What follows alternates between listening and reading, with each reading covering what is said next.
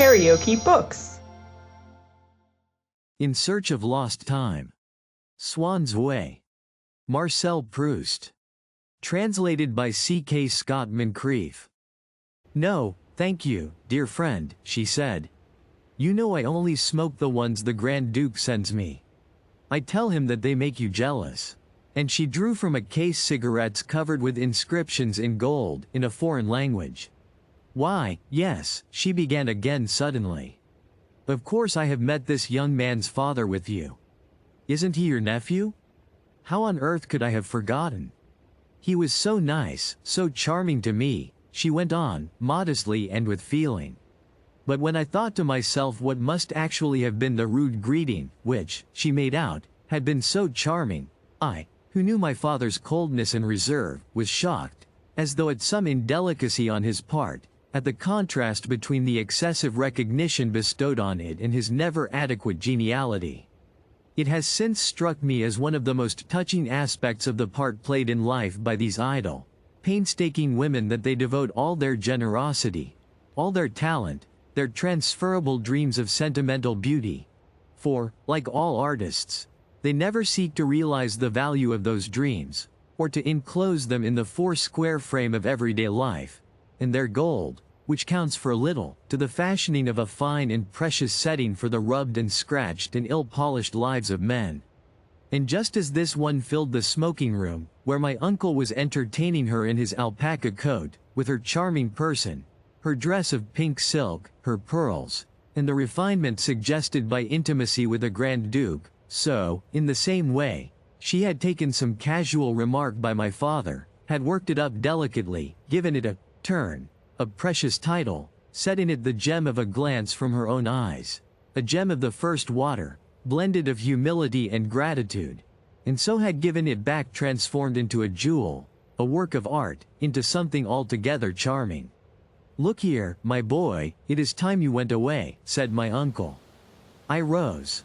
I could scarcely resist a desire to kiss the hand of the lady in pink, but I felt that to do so would require as much audacity as a forcible abduction of her. My heart beat loud while I counted out to myself, "Shall I do it? Shall I not?" And then I ceased to ask myself what I ought to do so as at least to do something. Blindly, hotly, madly, flinging aside all the reasons I had just found to support such action, I seized and raised to my lips the hand she held out to me. Isn't he delicious? Quite a ladies' man already, he takes after his uncle. He'll be a perfect gentleman, she went on, setting her teeth so as to give the word a kind of English accentuation. Couldn't he come to me someday for a cup of tea, as our friends across the channel say? He need only send me a blue in the morning? I had not the least idea of what a blue might be.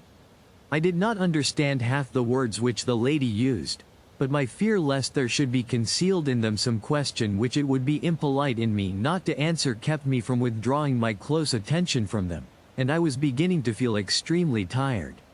"No, no, it is impossible," said my uncle, shrugging his shoulders. "He is kept busy at home all day, he has plenty of work to do. He brings back all the prizes from his school," he added in a lower tone, so that I should not hear this falsehood and interrupt with a contradiction. "You can't tell, he may turn out a little Victor Hugo, a kind of Vaulabelle, don't you know?" "Oh, I love artistic people," replied the lady in pink. "There is no one like them for understanding women. Them, and really nice men like yourself. But please forgive my ignorance. What is Vaulabelle? Is it those gilt books in the little glass case in your drawing room? You know you promised to lend them to me. I will take great care of them."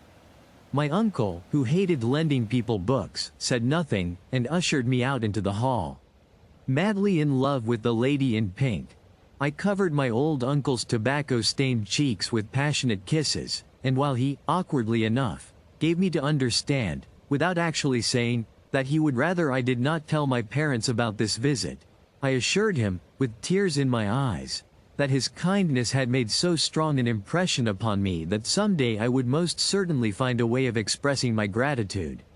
So strong an impression had it made upon me that 2 hours later, after a string of mysterious utterances which did not strike me as giving my parents a sufficiently clear idea of the new importance with which I had been invested, I found it simpler to let them have a full account, omitting no detail, of the visit I had paid that afternoon.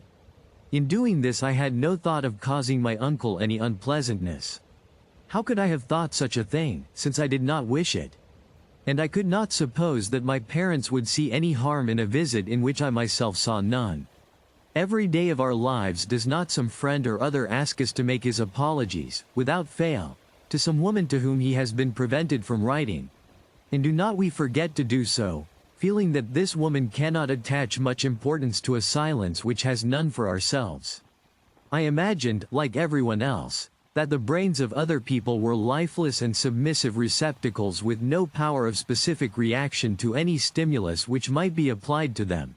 And I had not the least doubt that when I deposited in the minds of my parents the news of the acquaintance I had made at my uncle's, I should at the same time transmit to them the kindly judgment I myself had based on the introduction. Unfortunately, my parents had recourse to principles entirely different from those which I suggested they should adopt when they came to form their estimate of my uncle's conduct. My father and grandfather had words with him of a violent order, as I learned indirectly.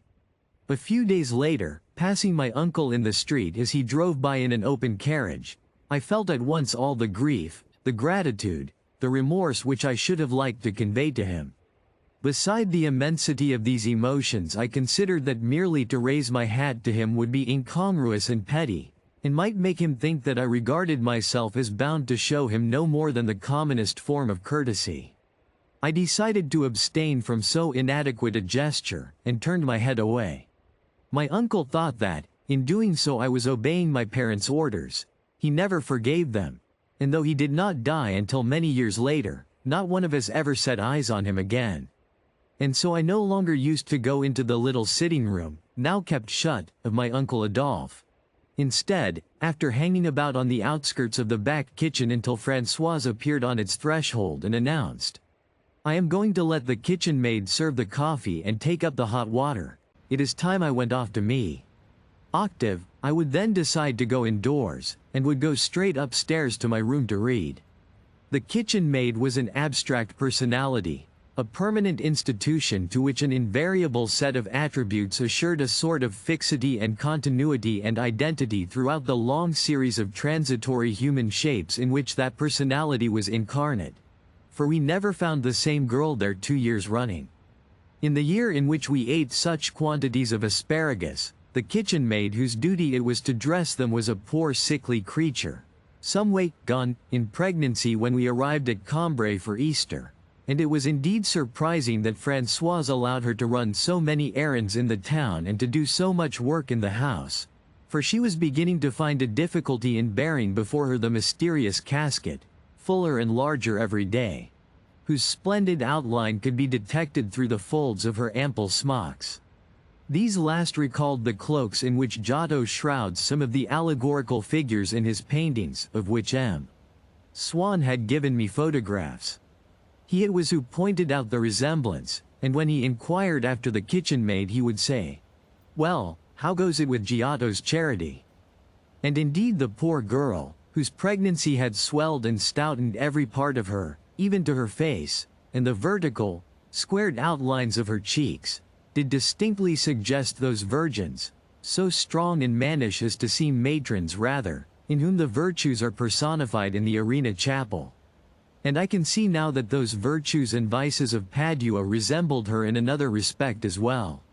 For just as the figure of this girl had been enlarged by the additional symbol which she carried in her body, without appearing to understand what it meant, without any rendering in her facial expression of all its beauty and spiritual significance, but carried as if it were an ordinary and rather heavy burden, so it is without any apparent suspicion of what she is about that the powerfully built housewife who is portrayed in the arena beneath the label Caritas, and a reproduction of whose portrait hung upon the wall of my schoolroom at Cambrai, incarnates that virtue. For it seems impossible that any thought of charity can ever have found expression in her vulgar and energetic face. By a fine stroke of the painter's invention she is tumbling all the treasures of the earth at her feet, but exactly as if she were treading grapes in a winepress to extract their juice, or, still more, as if she had climbed on a heap of sacks to raise herself higher, and she is holding out her flaming heart to God, or shall we say, handing it to Him, exactly as a cook might hand up a corkscrew through the skylight of her underground kitchen to someone who had called down to ask her for it from the ground level above.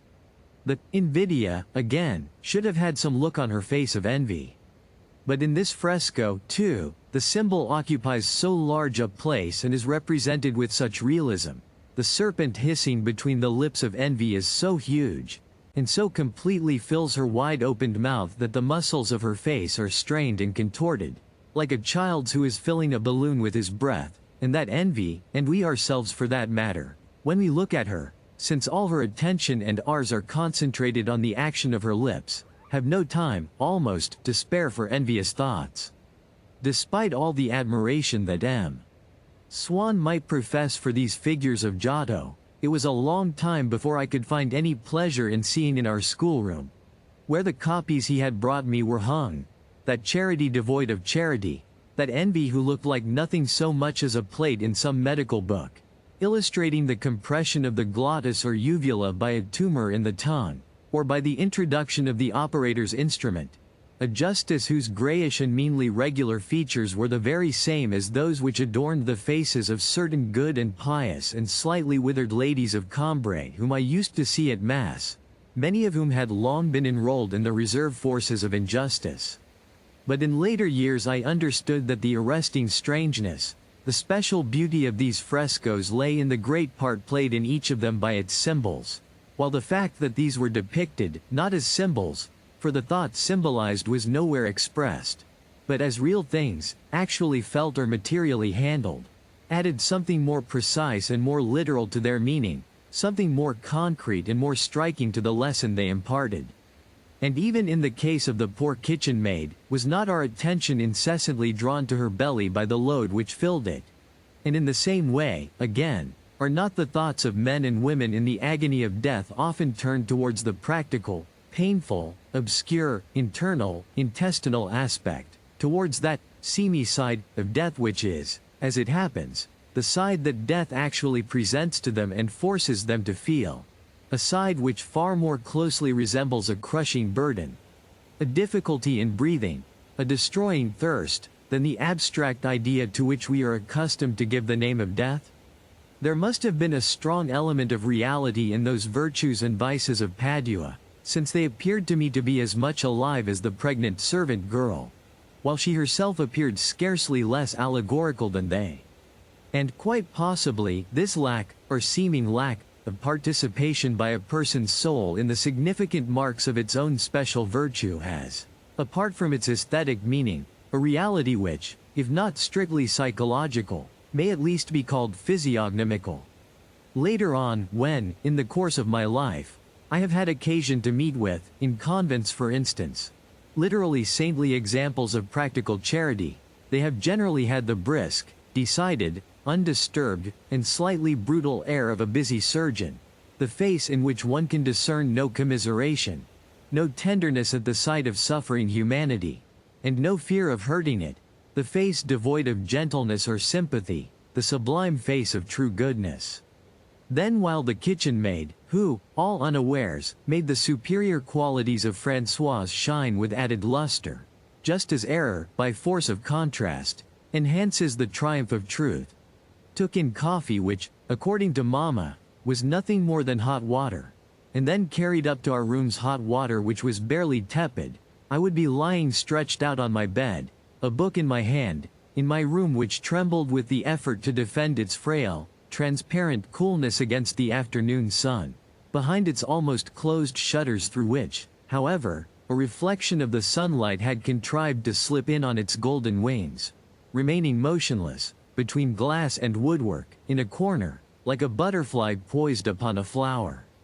It was hardly light enough for me to read, and my feeling of the day's brightness and splendor was derived solely from the blows struck down below, in the Rue de la Cure, by Camus, whom Françoise had assured that my aunt was not resting, and that he might therefore make a noise upon some old packing cases from which nothing would really be sent flying but the dust, though the din of them, in the resonant atmosphere that accompanies hot weather, seemed to scatter broadcast a rain of blood-red stars, and from the flies who performed for my benefit, in their small concert, as it might be the chamber music of summer, evoking heat and light quite differently from an air of human music which, if you happen to have heard it during a fine summer, will always bring that summer back to your mind. The flies' music is bound to the season by a closer, a more vital tie, born of sunny days, and not to be reborn but with them, containing something of their essential nature. It not merely calls up their image in our memory, but gives us a guarantee that they do really exist, that they are close around us. This dim freshness of my room was to the broad daylight of the street what the shadow is to the sunbeam, that is to say, equally luminous, and presented to my imagination the entire panorama of summer,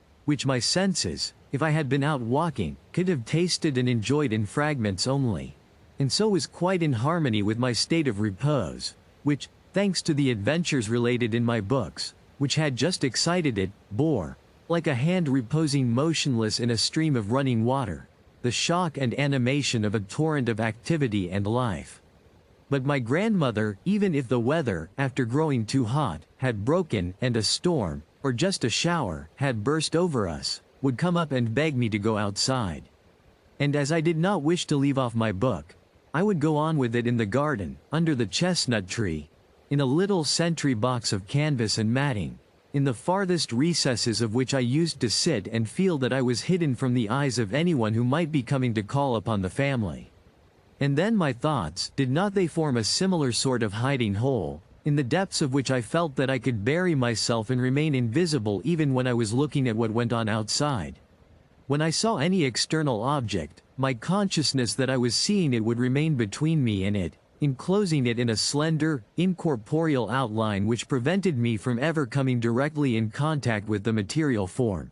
For it would volatilize itself in some way before I could touch it, just as an incandescent body which is moved towards something wet never actually touches moisture, since it is always preceded, itself, by a zone of evaporation.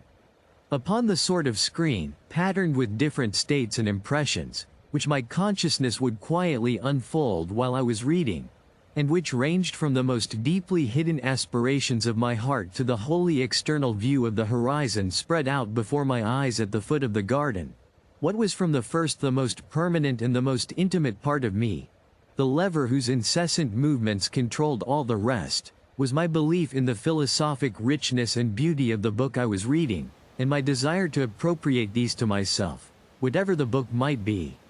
For even if I had purchased it at Cambrai, having seen it outside Borange's, whose grocery lay too far from our house for Françoise to be able to deal there, as she did with Camus, but who enjoyed better custom as a stationer and bookseller. Even if I had seen it, tied with string to keep it in its place in the mosaic of monthly parts and pamphlets which adorned either side of his doorway, a doorway more mysterious, more teeming with suggestion than that of a cathedral, I should have noticed and bought it there simply because I had recognized it as a book which had been well spoken of, in my hearing, by the schoolmaster or the school friend who, at that particular time, seemed to me to be entrusted with the secret of truth and beauty, things half felt by me, half incomprehensible, the full understanding of which was the vague but permanent object of my thoughts. Next to this central belief, which, while I was reading, would be constantly a motion from my inner self to the outer world, towards the discovery of truth, came the emotions aroused in me by the action in which I would be taking part, for these afternoons were crammed with more dramatic and sensational events than occur, often, in a whole lifetime. These were the events which took place in the book I was reading. It is true that the people concerned in them were not what Françoise would have called real people.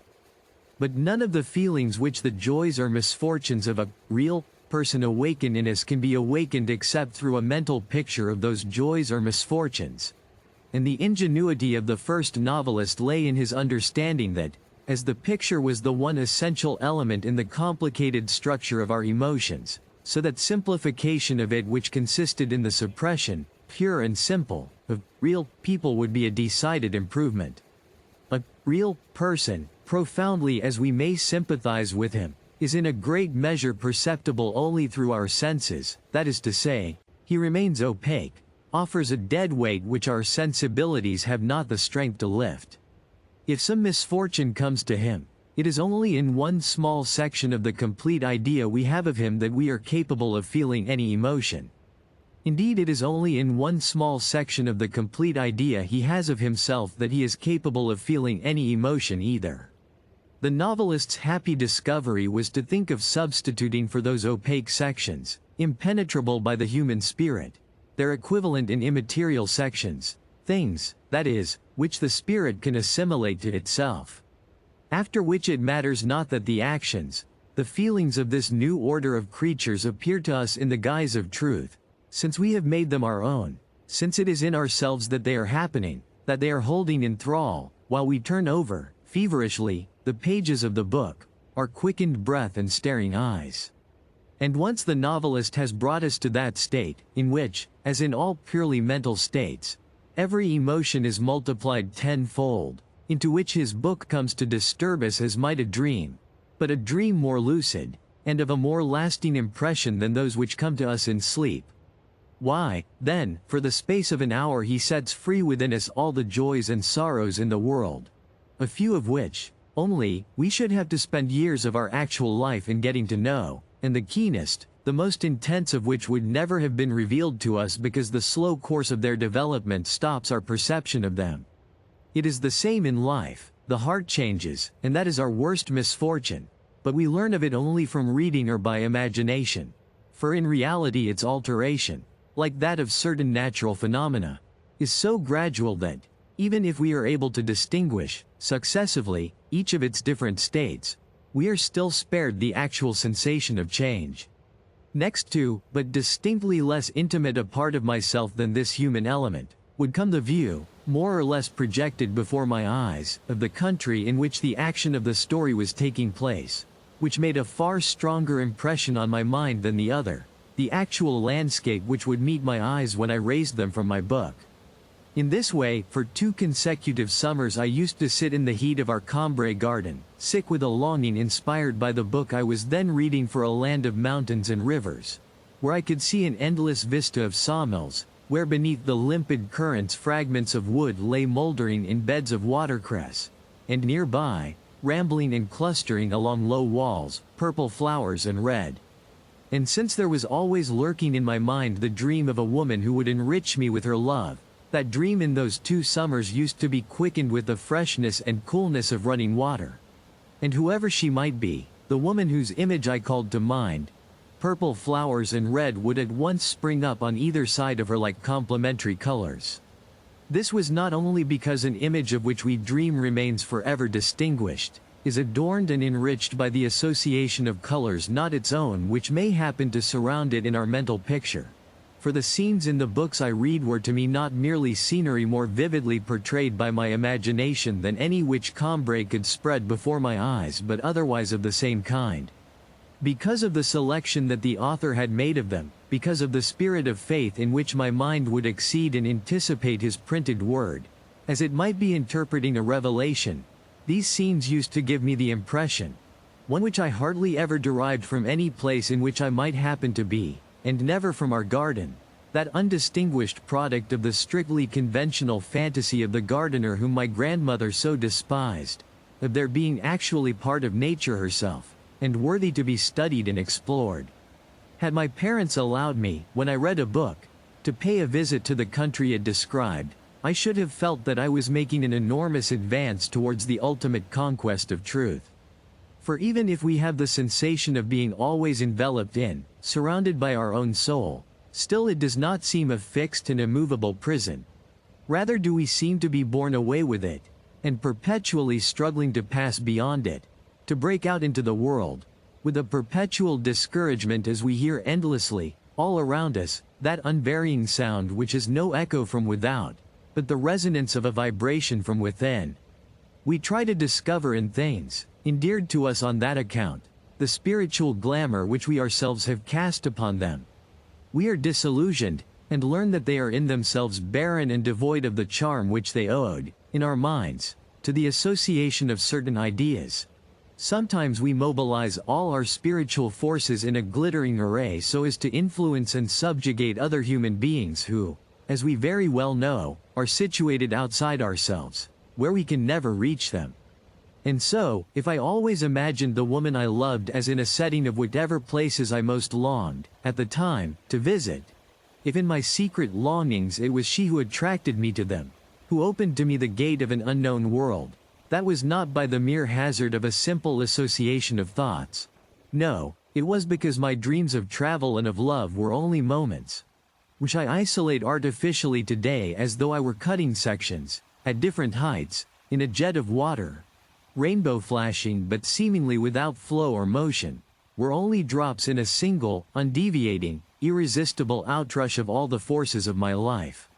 And then, as I continued to trace the outward course of these impressions from their close-packed intimate source in my consciousness, and before I come to the horizon of reality which envelops them, I discover pleasures of another kind, those of being comfortably seated, of tasting the good scent on the air, of not being disturbed by any visitor, and, when an hour chimed from the steeple of St. Hilaire, of watching what was already spent of the afternoon fall drop by drop until I heard the last stroke which enabled me to add up the total sum, after which the silence that followed seemed to herald the beginning, in the blue sky above me, of that long part of the day still allowed me for reading, until the good dinner which Françoise was even now preparing should come to strengthen and refresh me after the strenuous pursuit of its hero through the pages of my book.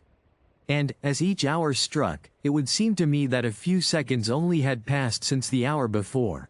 The latest would inscribe itself, close to its predecessor, on the sky's surface, and I would be unable to believe that 60 minutes could be squeezed into the tiny arc of blue which was comprised between their two golden figures. Sometimes it would even happen that this precocious hour would sound 2 strokes more than the last. There must then have been an hour which I had not heard strike. Something which had not taken place for me. The fascination of my book, a magic as potent as the deepest slumber, had stopped my enchanted ears and had obliterated the sound of that golden bell from the azure surface of the enveloping silence. Sweet Sunday afternoons beneath the chestnut tree in our Cambrai garden, from which I was careful to eliminate every commonplace incident of my actual life, replacing them by a career of strange adventures and ambitions in a land watered by living streams. You still recall those adventures and ambitions to my mind when I think of you, and you embody and preserve them by virtue of having little by little drawn round and enclosed them, while I went on with my book and the heat of the day declined, in the gradual crystallization, slowly altering in form and dappled with a pattern of chestnut leaves, of your silent, sonorous, fragrant, limpid hours. Sometimes I would be torn from my book, in the middle of the afternoon, by the gardener's daughter, who came running like a mad thing, overturning an orange tree in its tub, cutting a finger, breaking a tooth, and screaming out, "They're coming, they're coming," so that Françoise and I should run too and not miss anything of the show. That was on days when the cavalry stationed in Cambrai went out for some military exercise, going as a rule by the Rue Sainte-Hildegarde, while our servants, sitting in a row on their chairs outside the garden railings, stared at the people of Cambrai taking their Sunday walks and were stared at in return. The gardener's daughter, through the gap which there was between 2 houses far away in the Avenue de la Guerre, would have spied the glitter of helmets. The servants then hurried in with their chairs, for when the troopers filed through the Rue Sainte-Hildegarde they filled it from side to side, and their jostling horses scraped against the walls of the houses, covering and drowning the pavements like banks which present too narrow a channel to a river in flood. "Poor children," Françoise would exclaim, in tears almost before she had reached the railings, "poor boys, to be mown down like grass in a meadow.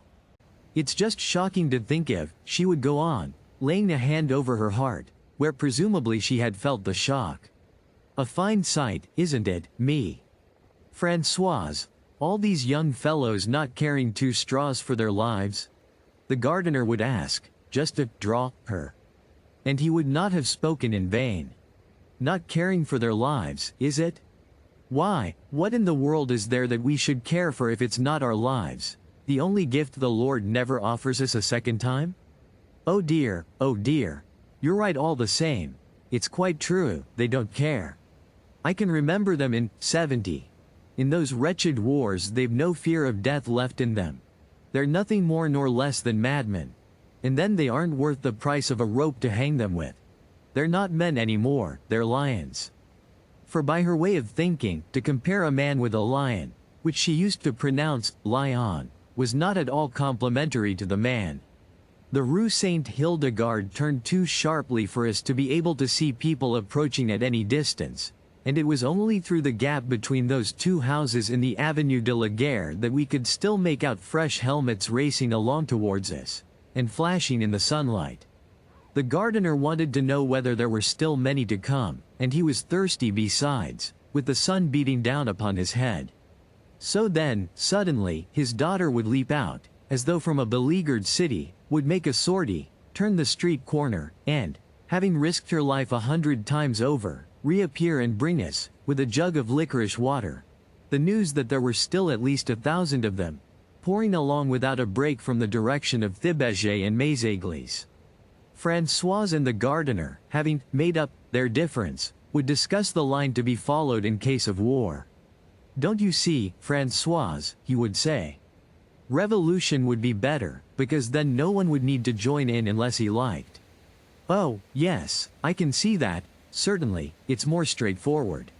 The gardener believed that, as soon as war was declared, they would stop all the railways. "Yes, to be sure, so that we shan't get away," said Françoise. And the gardener would assent, with, "Aye, they're the cunning ones, for you would not allow that war was anything but a kind of trick which the state attempted to play on the people, or that there was a man in the world who would not run away from it if he had the chance to do so." But Françoise would hasten back to my aunt, and I would return to my book, and the servants would take their places again outside the gate to watch the dust settle on the pavement, and the excitement caused by the passage of the soldiers subside. Long after order had been restored, an abnormal tide of humanity would continue to darken the streets of Cambrai. And in front of every house, even of those where it was not, as a rule, done, the servants, and sometimes even the masters would sit and stare, festooning their doorsteps with a dark, irregular fringe, like the border of shells and seaweed which a stronger tide than usual leaves on the beach, as though trimming it with embroidered crape, when the sea itself has retreated. Except on such days as these, however, I would as a rule be left to read in peace. But the interruption which a visit from Swann once made, and the commentary which he then supplied to the course of my reading, which had brought me to the work of an author quite new to me, called Burgot, had this definite result that for a long time afterwards it was not against a wall gay with spikes of purple blossom, but on a wholly different background, the porch of a Gothic cathedral, that I would see outlined the figure of one of the women of whom I dreamed. I had heard Burgot spoken of, for the first time, by a friend older than myself, for whom I had a strong admiration, a precious youth of the name of Bloch. Hearing me confess my love of the Nuit d'Octobre, he had burst out in a bray of laughter, like a bugle call, and told me, by way of warning, "You must conquer your vile taste for a de Musset, Esquire. He is a bad egg, one of the very worst, a pretty detestable specimen. I am bound to admit, Nathless," he added graciously, "that he, and even the man Racine, did, each of them, once in his life, compose a line which is not only fairly rhythmical, but has also what is in my eyes the supreme merit of meaning absolutely nothing. One is La Blanche au Leçon et La Blanche Camire, and the other La Fille de Minos et de Pacifique. They were submitted to my judgment, as evidence for the defense of the two runagates, in an article by my very dear master Father Leconte, who is found pleasing in the sight of the immortal gods. By which token, here is a book which I have not the time, just now, to read, a book recommended, it would seem, by that colossal fellow. He regards, or so they tell me, its author, one Burgot, Esquire, as a subtle scribe, more subtle, indeed, than any beast of the field. And, albeit he exhibits on occasion a critical pacifism, a tenderness in suffering fools, for which it is impossible to account, and hard to make allowance, still his word has weight with me as it were the Delphic oracle. Read you then this lyrical prose, and, if the titanic master builder of rhythm who composed Bhagavat and the Lavrier de Magnus speaks not falsely, then, by Apollo, you may taste, even you, my master, the ambrosial joys of Olympus. It was in an ostensible vein of sarcasm that he had asked me to call him, and that he himself called me, my master. But, as a matter of fact, we each derived a certain amount of satisfaction from the mannerism, being still at the age in which one believes that one gives a thing real existence by giving it a name. Unfortunately, I was not able to set at rest, by further talks with Bloch, in which I might have insisted upon an explanation, the doubts he had engendered in me when he told me that fine lines of poetry, from which I, if you please, expected nothing less than the revelation of truth itself, were all the finer if they meant absolutely nothing. For, as it happened, Bloch was not invited to the house again. At first, he had been well received there. It is true that my grandfather made out that, whenever I formed a strong attachment to any one of my friends and brought him home with me, that friend was invariably a Jew, to which he would not have objected on principle. Indeed, his own friend Swann was of Jewish extraction. Had he not found that the Jews whom I chose as friends were not usually of the best type. And so I was hardly ever able to bring a new friend home without my grandfather's humming the, "Oh, God of our fathers," from Le Juive, or else, "Israel, break thy chain," singing the tune alone, of course, to an tum trala. But I used to be afraid of my friends recognizing the sound, and so being able to reconstruct the words. Before seeing them, merely on hearing their names, about which, as often as not, there was nothing particularly Hebraic, he would divine not only the Jewish origin of such of my friends as might indeed be of the chosen people, but even some dark secret which was hidden in their family. "And what do they call your friend who is coming this evening?" "Dumont, grandpapa." "Dumont? Oh, I'm frightened of Dumont." And he would sing, "Archers, be on your guard. Watch without rest, without sound." And then, after a few adroit questions on points of detail, he would call out, "On guard." On guard, or, if it were the victim himself who had already arrived, and had been obliged, unconsciously, by my grandfather's subtle examination, to admit his origin, then my grandfather, to show us that he had no longer any doubts, would merely look at us, humming almost inaudibly the air of, "What? Do you hither guide the feet of this timid Israelite?" Or of, "Sweet vale of Hebron, dear paternal fields." Or, perhaps, of, "Yes, I am of the chosen race." If you liked what you heard, please subscribe to the channel.